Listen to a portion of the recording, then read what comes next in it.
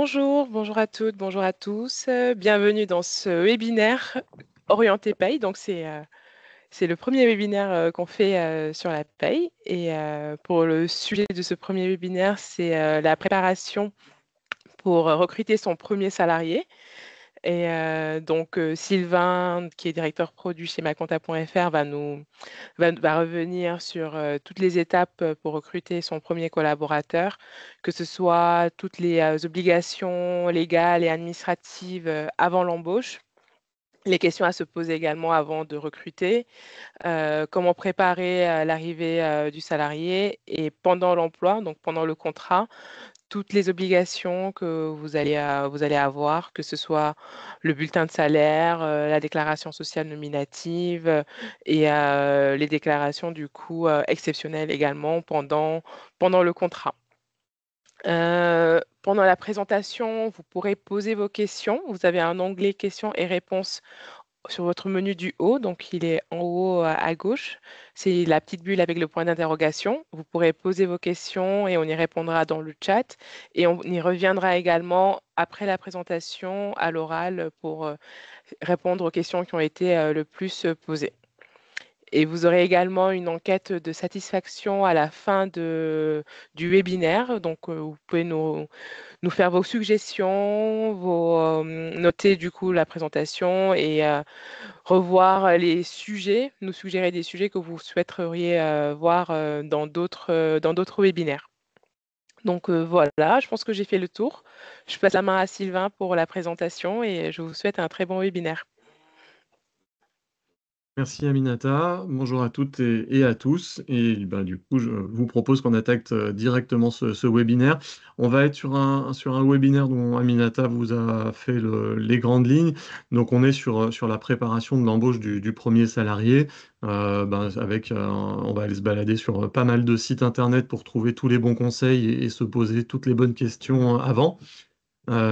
Et sur ce webinaire-là, on n'est pas dans l'utilisation du logiciel maconta.fr pour faire ces fiches de paye, même si je l'aborderai très, très rapidement. Voilà, je vais vous partager mon écran. Hop. Tac.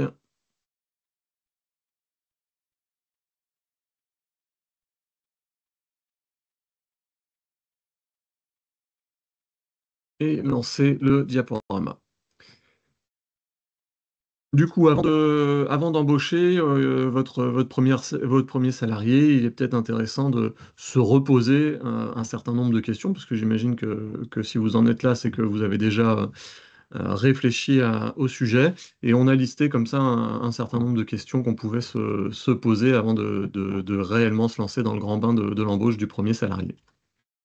La première question toute bête, c'est: est-ce que j'ai vraiment besoin d'un salarié?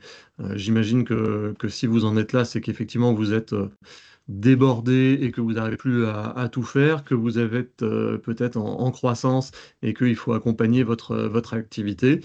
L'embauche d'un salarié, c'est un vrai investissement sur du long terme, puisque quand on a fait une embauche, on peut toujours se séparer d'un salarié, mais ce n'est pas aussi évident que ça comme vous le savez. Donc on est vraiment sur un investissement de long terme, donc il est intéressant de se poser des questions, de savoir si on peut avoir une alternative. Et dans les alternatives qu'on peut avoir à un salarié, on va retrouver de la sous-traitance. Donc là, on enverrait un prestataire faire le travail à notre place chez notre client, ou on lui déléguerait une partie de notre travail. L'avantage, c'est qu'on sera sur un coût maîtrisé et une durée maîtrisée. On pourra aussi peut-être sur la sous-traitance avoir des compétences plus importantes et plus variées que si on est sur un salarié embauché, le freelance étant un petit peu pareil que la sous-traitance. J'évoque, je ne l'ai pas mis sur le truc, on peut aussi, et si besoin, avoir recours à des stagiaires en fonction des missions qu'on a, mais c'est vraiment le stagiaire ne doit pas remplacer le salarié, c'est pas l'objectif du stagiaire. Il a quand même, quand on prend un stagiaire, une vocation à le former. La deuxième question qu'on peut se poser légitimement, c'est: est-ce que j'en ai les moyens financiers? Qu'est-ce que va réellement me coûter mon salarié? Et du coup, là, je vous ai mis un petit lien. Donc, Aminata vous les postera dans la conversation, les liens dessus. Je vous ai mis un lien vers le site de l'URSSAF qui permet l'utilisation employeur. Le site est relativement simple et à la fois aussi peut aller assez loin. Si je sais que je veux payer mon salarié 2 000 euros par mois, eh ben, j'ai assez rapidement une estimation de ce qu'il va me coûter, 2 251 euros par mois. Alors, c'est une estimation, hein, ça peut être 2 240 ou 2 260 en fonction de la mutuelle qu'on va choisir, mais enfin, on a déjà l'ordre de grandeur. Et je sais que mon salarié aura 1 560 € net par mois avant impôt. Et s'il est dans la tranche qui correspond à son salaire, qu'il n'a pas d'autres revenus à côté ou d'autres réductions à côté, ça lui fera un 1 553 € net après impôt. Et comme ça, je peux bah, me positionner et faire plusieurs simulations assez rapidement. Là, j'ai doublé le salaire, hein, je suis passé de 2 000 à 4 000, comme vous le voyez, et j'en reparlerai après. Le coût a plus que doublé, puisqu'on était à 2 250. 2 250 fois 2, ça ferait 4 500. Et ben, le coût des cotisations, les cotisations patronales, elles sont passées à 1 430 et donc sont nettement plus importantes. Je reviendrai dessus à un moment dans le webinaire. J'ai donc maintenant, en fonction du salaire que je souhaite lui verser, un coût du salarié avec les charges patronales. Je sais aussi ce qu'il va avoir en net, donc dans la discussion de l'embauche, j'ai aussi cette référence-là. Il ne faut pas que j'oublie que je vais bien sûr avoir des charges de structure complémentaires, et là, qui vont dépendre de votre activité. Si vous embauchez un commercial, il va falloir qu'il se déplace. Si vous êtes dans le bâtiment, peut-être qu'il faudra qu'il aille tout seul sur un chantier, donc avec sa camionnette et ses outils. Ben, vous, en tant qu'employeur, vous devez lui fournir l'ensemble des outils pour qu'il puisse travailler. Si vous êtes plutôt dans le conseil ou que vous travaillez dans un bureau, il est probable qu'il lui faille ben, déjà un bureau et puis un ordinateur à poser sur ce bureau, peut-être un téléphone. Voilà, tous ces éléments, faut les chiffrer aussi, faire une petite liste de ce que vous allez être obligé de prendre, de ce que vous avez déjà, pour avoir les charges de structure complémentaires. Hop, mon écran s'est mis en veille. Donc, on a parlé des charges de structure. Date de paiement, ben, juste que vous ayez en tête que vous payez forcément le salaire net à la fin du mois, les 1 560 € ou 1 550 € que j'ai indiqués. Bon, ça c'est logique, vous savez. Les cotisations majoritairement vont se payer entre le 15 et le 25 du mois suivant. Donc la différence entre le salaire net et le coût total employeur que vous aviez sur la simulation que j'ai fait sur le site URSSAF, eh ben, ce sera payé entre le 15 du mois suivant et le 25 du mois suivant. Il y a des exceptions, mais elles sont à la marge et elles ne concernent pas l'embauche d'un premier salarié, donc je ne vous embête pas avec ça. Une fois que vous avez le coût réel et les charges de structure complémentaires, moi j'aime bien qu'on puisse le traduire en chiffre d'affaires à réaliser, de façon à ce que vous puissiez vous dire, bah voilà, il faut que mon salarié, je lui trouve un chantier de plus par mois si je suis dans le bâtiment, un client de plus à tant de jours par mois si je suis dans la prestation.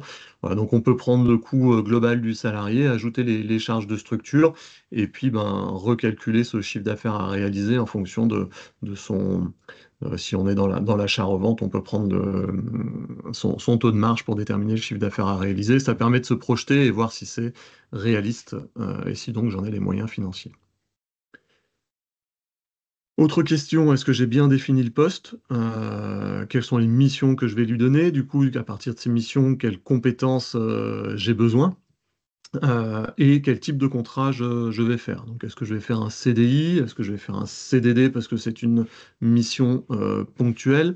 Est-ce que je pourrais éventuellement avoir recours à un alternant si j'ai la possibilité de le former moi aussi?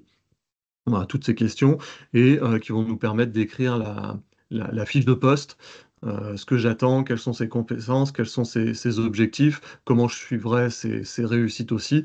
Et cette fiche de poste me permettra de rédiger mon annonce quand je devrais embaucher mon premier salarié.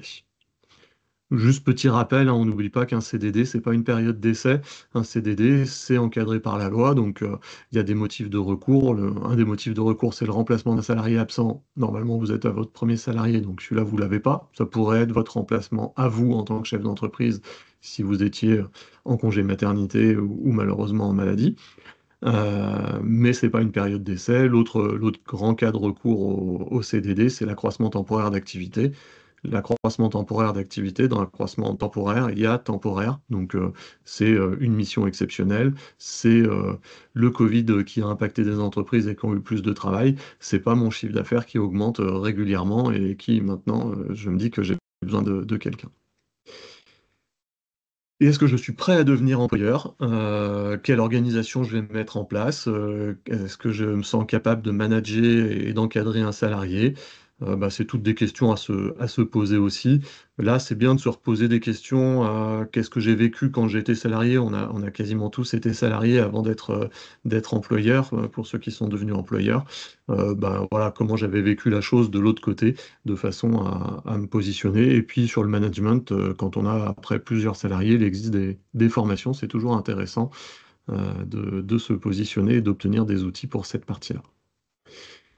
J'ai donc décidé d'embaucher mon salarié. Qu'est-ce que je dois faire en termes d'obligations légales et administratives? Donc on va commencer avant l'embauche. Il va falloir que je détermine ma convention collective. La convention collective, c'est des textes négociés entre les employeurs et les salariés au niveau des syndicats qui complètent les obligations de l'employeur vis-à-vis de son salarié. Donc complète parce que vous avez un socle de base qui est la loi et des conventions collectives souvent viennent améliorer ce socle de base. Vous avez un site, hein, donc toujours vérifier quand vous êtes sur des sites d'avoir la petite Marianne. Ça veut dire qu'on est sur un site officiel.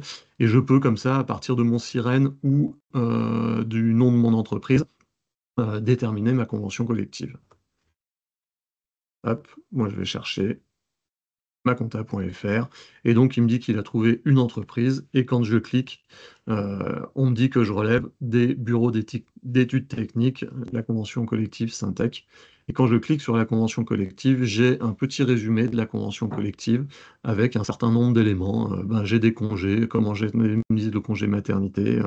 Voilà, donc vous avez une synthèse de votre convention collective qui est plus facile à lire que la convention collective publiée sur Légifrance dessus. Donc voilà, ça vous permet de trouver votre convention collective. Une fois que j'ai ma convention collective, je peux aussi déterminer mon organisme de retraite. L'organisme de retraite, les retraites sont en France en deux, voire trois parties.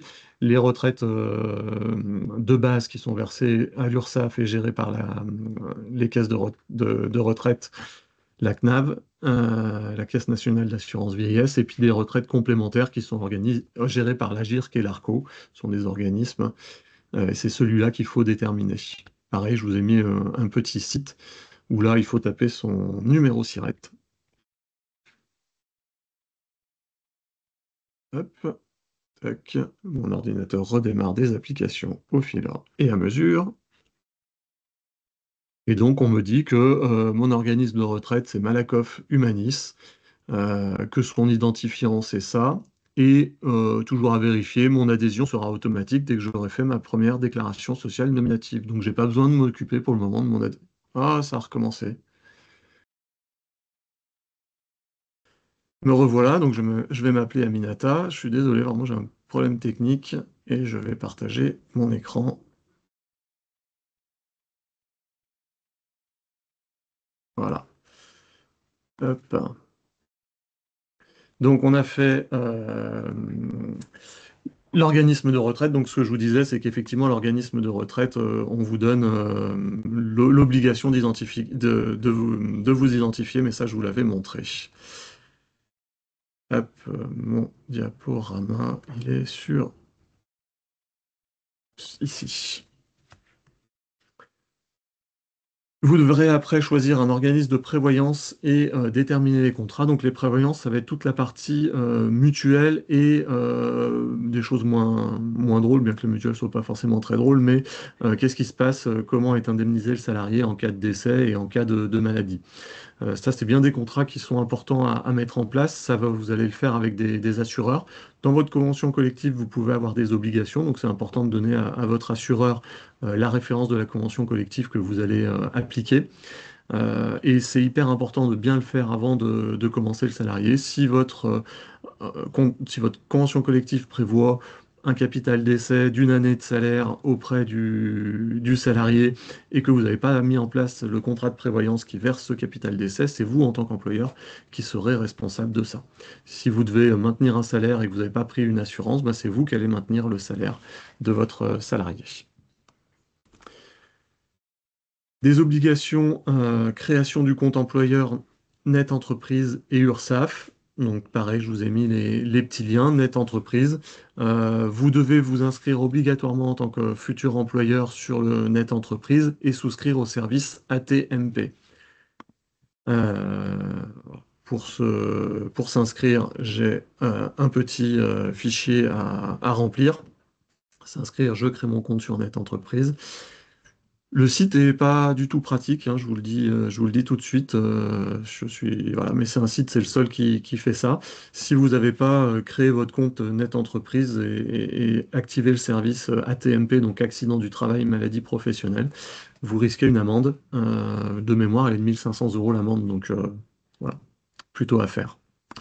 Et le site URSSAF pour créer votre espace employeur. Alors celui-là, il vous permettra de suivre l'ensemble de vos cotisations et d'échanger avec l'URSSAF.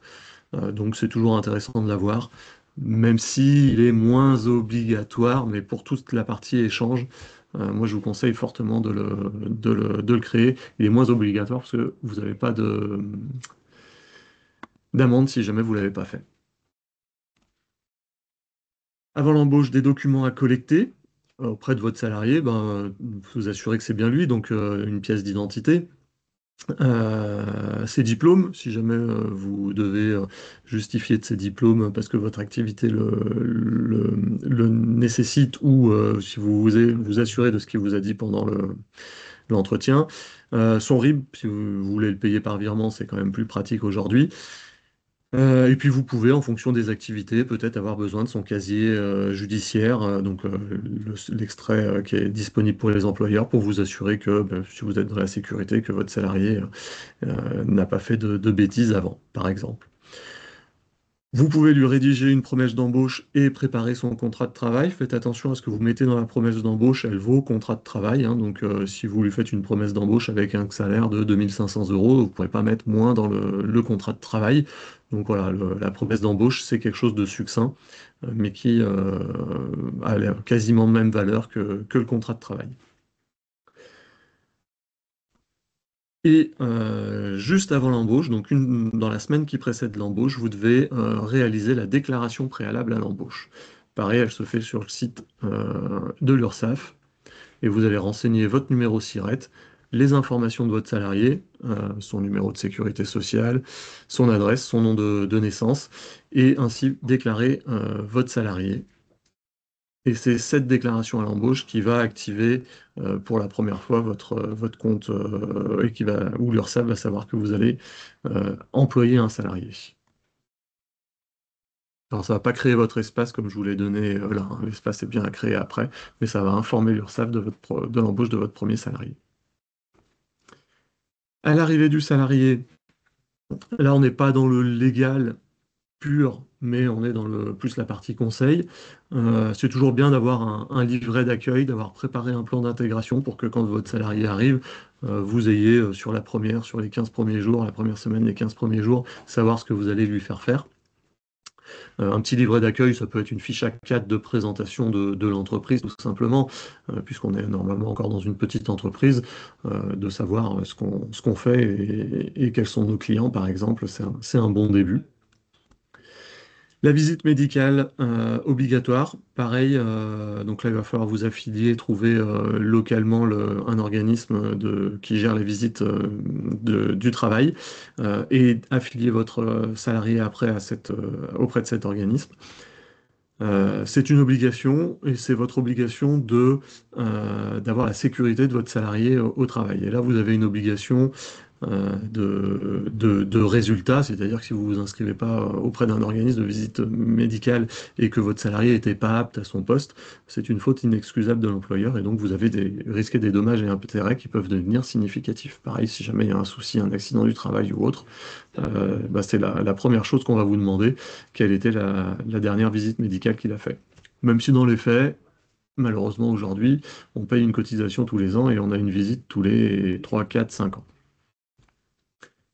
On avait choisi notre contrat de mutuelle et notre contrat de prévoyance. Il faut bien sûr penser à l'affilié, puisqu'il ne suffit pas d'avoir le contrat, il faut que chaque salarié soit affilié.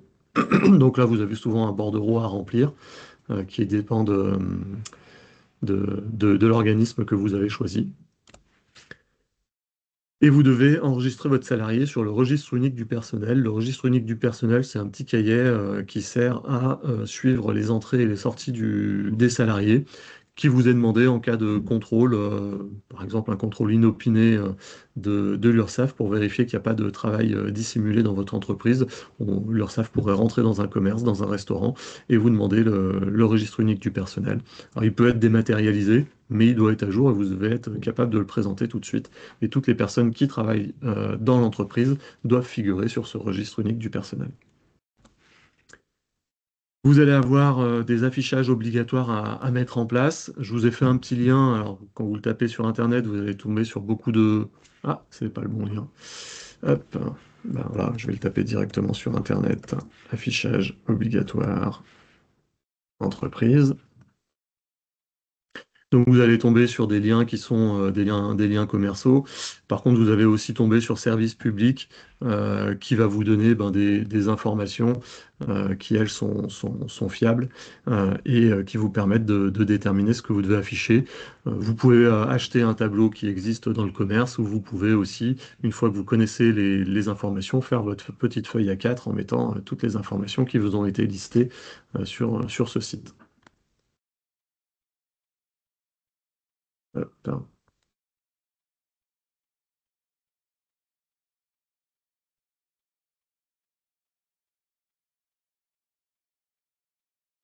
Et oui, donc on a préparé l'arrivée de notre salarié et maintenant on est pendant l'emploi.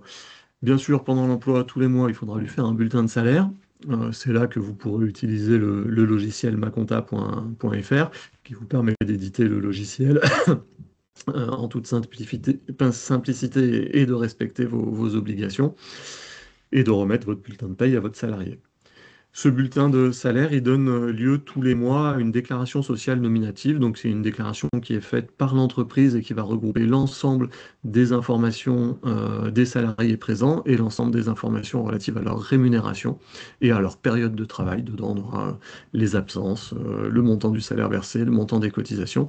Et cette déclaration, elle part depuis le logiciel maconta.fr. Elle est à faire pour le 15 du mois qui suit la période d'emploi. Le 15 à midi, donc attention, c'est un délai un peu bizarre, le 15 à midi. Mais elle est vraiment, elle va reprendre toutes les informations du logiciel. Donc quand le logiciel est bien paramétré, tout va bien. Elle est transmise à l'ensemble des caisses via Net Entreprise, le fameux portail dont je vous ai parlé tout à l'heure. Elle est transmise à l'ensemble des caisses dont vous relevez. Donc bien sûr l'URSSAF, la caisse de retraite que vous avez choisie et les caisses de mutuelles et de prévoyance qui sont paramétrées dans le logiciel. Vous serez certainement une fois de temps en temps confronté à des arrêts de travail. Pareil, ce sera une déclaration sociale nominative qu'il faudra faire pour déclarer les arrêts de travail. Si c'est une maladie, c'est juste la déclaration qui vient compléter l'arrêt de travail que vous aura remis votre salarié et qui informe la caisse primaire d'assurance maladie pour qu'elle procède au paiement des indemnités journalières. Si c'est un accident du travail, vous avez non seulement cette déclaration à faire, mais également une déclaration sur Net Entreprise, d'où l'obligation d'avoir le compte ATMP dont je vous parlais, qui va détailler les conditions, entre guillemets, de l'accident du travail. Est-ce que c'était un accident de trajet? Qu'est-ce qui s'est passé? Est-ce qu'il y avait des témoins? Ou est-ce que le salarié a mal? À quelle heure c'est arrivé? Où c'est arrivé? Vous avez un petit formulaire comme ça, une série de questions-réponses, qui n'est pas très compliqué en soi, mais qui est à faire dans les 48 heures de l'arrêt de travail, de l'accident de travail, pardon. Je vous ai parlé d'accident de trajet aussi. À partir du moment où le salarié part de chez lui pour venir travailler, si jamais il lui arrive quelque chose sur la route, c'est un accident de trajet indemnisé comme un accident de travail. Une petite obligation sympathique, le DUERP, document unique d'évaluation des risques professionnels, qui va recenser l'ensemble des risques auxquels sont exposés vos salariés. et des mesures correctives et des mesures de prévention que vous avez prises. Pareil, là, je vous ai mis un petit site, donc c'est le site Amélie, donc un site pareil officiel, comme je vous disais, on vérifie à chaque fois d'où vient la source. Et vous avez toute la méthodologie pour le faire, et surtout, ils vous mettent à disposition des modèles, donc des modèles en fonction de votre type d'activité, et puis un modèle plus générique pour les autres métiers, où vous avez un outil d'évaluation qui vous permet de créer ce document unique sur les risques et de le faire vivre. Votre obligation en tant qu'employeur, une petite entreprise, c'est de l'avoir. C'est pareil, le premier document qu'on va vous demander en cas de problème d'accident et de santé sur le travail. Et si vous l'avez pas, ben, vous risquez d'être mis en cause et de ne pas avoir respecté votre obligation de sécurité de vos salariés. Même si on le verra dans les faits, enfin vous le verrez quand vous le ferez dans les faits, il n'y a pas forcément des informations très souvent pertinentes dedans. Mais voilà, ça fait partie de vos obligations. Et donc la mise à jour à chaque fois qu'il se passe quelque chose d'important dans votre entreprise ou dans les conditions de travail. Typiquement le Covid, normalement toutes les entreprises ont dû mettre à jour leur document unique pour la période Covid pour dire qu'elles avaient pris des mesures, qu'elles imposaient le port du masque, qu'elles avaient mis du télétravail à chaque fois que c'était possible, qu'il y avait de quoi se désinfecter les mains, enfin tout ce que vous avez vécu il y a quelques années. L'affichage obligatoire, on en a parlé. Et ben, dans votre période d'emploi, vous aurez peut-être besoin enfin, certainement besoin d'accompagnement et de conseils. Je vous ai remis le lien sur service public. C'est le même que celui que j'avais mis sur affichage obligatoire. Vous allez trouver beaucoup d'informations, pas que sur l'embauche d'un salarié, mais beaucoup d'informations dessus. Donc là, j'ai tout un pavé sur les ressources humaines.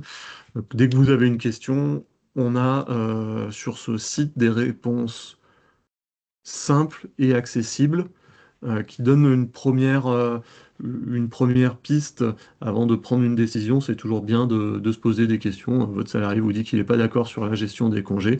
Bah, vous allez trouver sur le site une gestion des congés qui vous permettra de vérifier ce que vous avez fait et de lui répondre en connaissance de cause. Hop. Alors,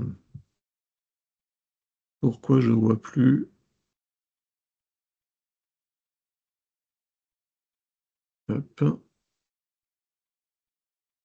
Voilà.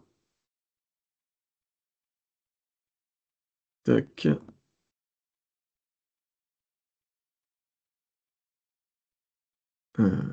Tac. Tac. Ouais, problème technique aujourd'hui.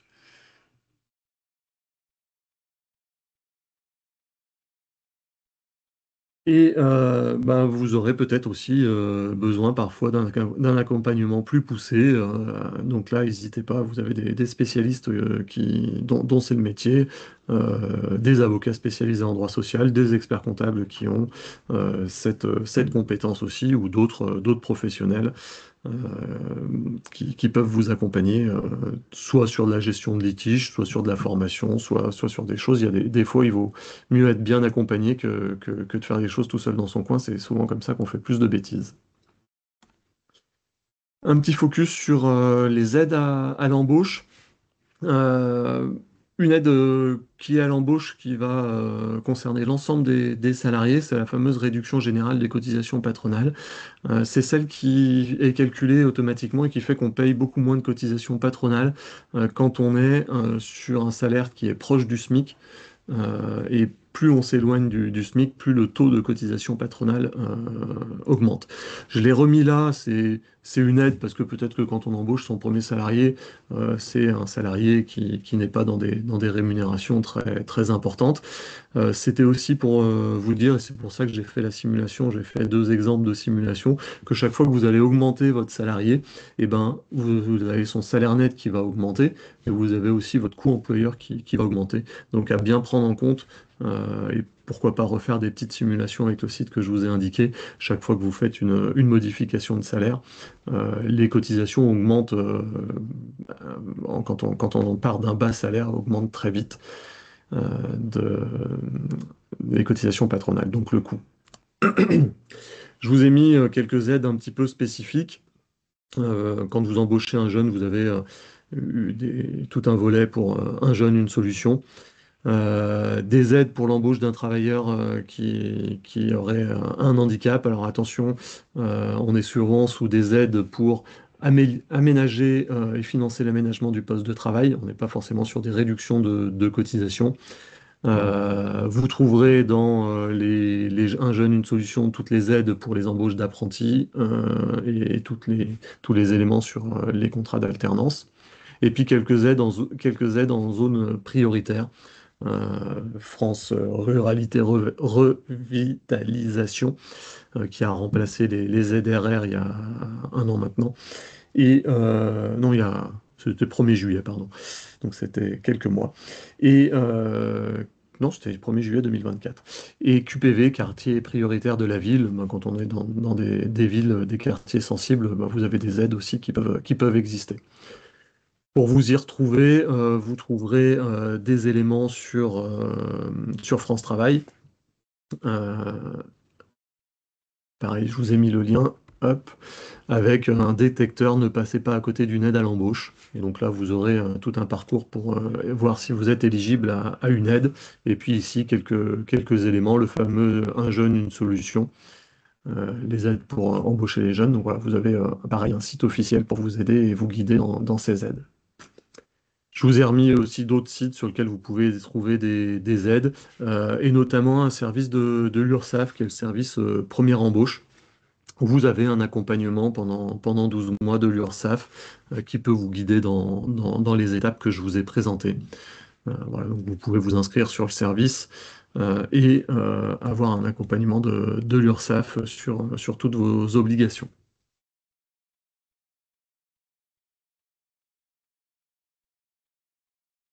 Voilà pour la présentation de ce webinaire. Je vais du coup arrêter mon partage. Voilà, l'idée c'était vraiment de faire un tour de vos obligations en tant que futur employeur. Après, je vais essayer peut-être d'avoir un discours rassurant. Je vous l'ai dit, un investissement, c'est ce qui permet à une entreprise de croître. Les salariés, c'est quand même la principale ressource de l'entreprise. Donc, il faut, si vous vous en sentez l'âme, ne pas hésiter à franchir le pas. Dans la très grande majorité des cas, ça se passe bien. Et puis, ben, des fois, mais on a un petit couac à gérer, comme on peut avoir un couac à gérer avec un client, comme on peut avoir un couac à gérer avec un fournisseur. C'est pas pour ça qu'on n'a pas de client et qu'on n'a pas de fournisseur. Est-ce que tu as, du coup, je sais pas comment tu t'appelles, Aminata, est-ce que tu as des questions? Comment on procède? Alors, Inès,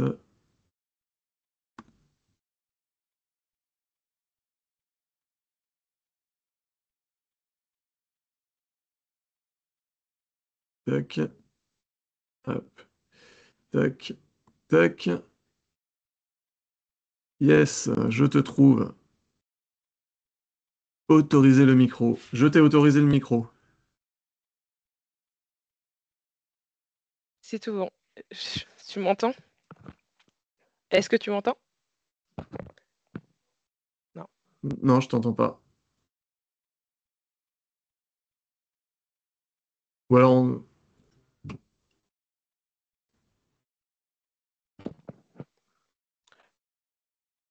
Est-ce que tu m'entends là? Non, toujours pas. non, toujours pas.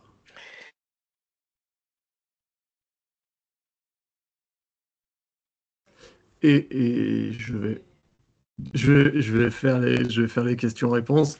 Donc je reprends, vraiment, je suis désolé de ces couacs techniques aujourd'hui. Euh, je reprends les questions dans l'ordre dans lequel elles sont arrivées. Les DSN sont-elles envoyées automatiquement par le logiciel ou avons-nous une action à faire? Il faut aujourd'hui cliquer sur un bouton dans le logiciel pour envoyer la déclaration. Et après, par contre, une fois qu'on a fait ce calcul qui permet d'avoir tous les éléments de contrôle et éventuellement de vérifier des incohérences avant de, d'envoyer les déclarations, le reste est automatisé. La visite médicale est-elle obligatoire pour le président de SASU assimilé salarié? Le président de SASU, il est pas vraiment salarié, hein, parce qu'il est assimilé salarié avec, avec au terme des cotisations. Donc il va avoir le calcul des cotisations d'un salarié. Il va pas avoir le chômage, puisque le président de SASU, il n'aura pas droit au chômage. Donc puisqu'on lui donne pas droit au chômage, on le dispense de cotiser au chômage. Il n'aura pas la fameuse réduction générale des cotisations patronales.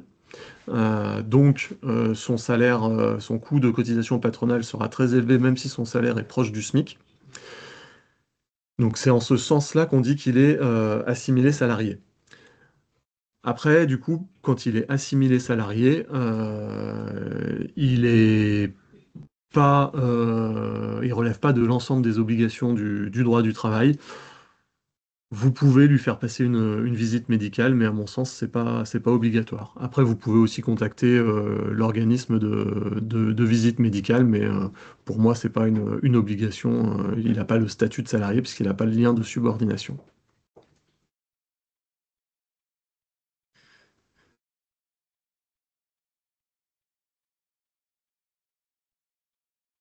Comment connaître les exonérations de charges dans le cadre d'une embauche d'un alternant? Dans le site que je vous ai donné d'URSSAF.fr, je ne l'ai pas détaillé après, mais vous avez aussi tout un parcours où vous pouvez euh, préciser votre situation. Et du coup, vous aurez les cotisations salariales aussi d'un alternant. On va distinguer dans l'alternant l'apprentissage et le contrat de professionnalisation, pardon, où les exonérations de cotisation sont pas les mêmes. Dans l'apprentissage, on a des exonérations spécifiques. Dans le contrat de professionnalisation, on a les exonérations classiques d'un salarié. Et vu qu'en général, les salariés sont très proches du SMIC, voire inférieurs quand ils ont moins de 26 ans, on n'a pas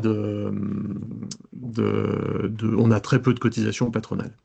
Mais voilà, vous avez le cas de l'apprentissage qui est un petit peu particulier, vous aurez les éléments dessus. Hop. Je crois que j'ai fait le tour. Pour autant, j'ai vu passer peut-être dans la conversation d'autres questions. Toc. J'essaye de rebalayer tout ce qu'il peut y avoir.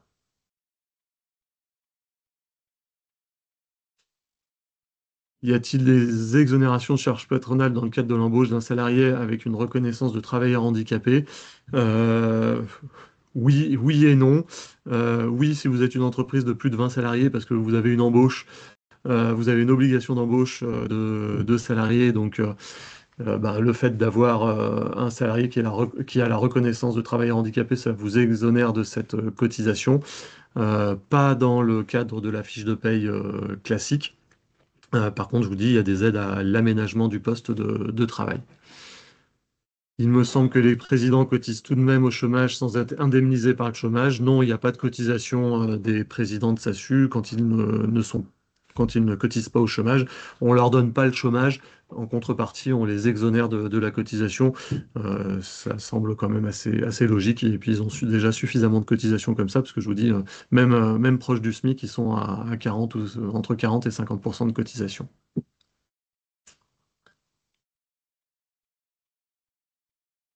Est-ce que l'associé unique peut-il être un salarié avec toutes les obligations?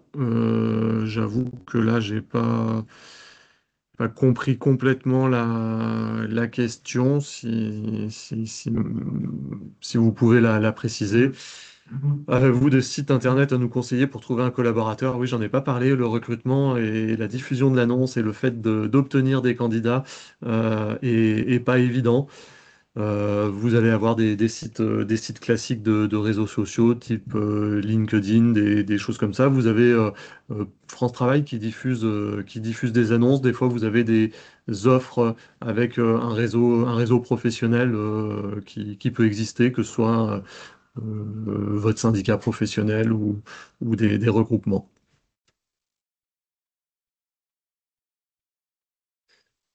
Voilà. Je crois que j'ai fait le tour sur toutes les questions que j'ai vues passer. Donc, comme je vous le dis, on va couper caméra micro. Vous allez avoir le petit sondage qui va apparaître. On va vous laisser 5 minutes pour pouvoir y répondre. Vous pourrez me dire que techniquement, on a eu quelques soucis. Je vous présente nos excuses pour ça. Je vais le résoudre pour le prochain webinaire. Voilà, le sondage a été envoyé, Aminata me dit. Ah, non, elle va l'envoyer de mon poste dès que je lui laisse la place. Voilà, donc les prochains webinaires seront la semaine prochaine, le 5 novembre, le 13 novembre, parce qu'on nous sommes le 5, le 13 novembre, avec un thème spécifique sur les loueurs en meublé. Donc là, on repart sur de la fiscalité et de la comptabilité. Le 18 novembre, on va envoyer les invitations. Il y aura un thème spécifique sur la facturation électronique avec un focus sur la notion d'assujetti à TVA, qui est beaucoup plus complexe que quand on l'a dit comme ça. Et un petit rappel sur le calendrier. Et puis, on vous tient au courant des prochains webinaires qu'on fait dessus. Merci de votre attention et on vous envoie le questionnaire tout de suite. Vous nous direz si le sujet paye vous intéresse et ce que vous attendez comme webinaire de notre part dessus. Bonne journée à tous.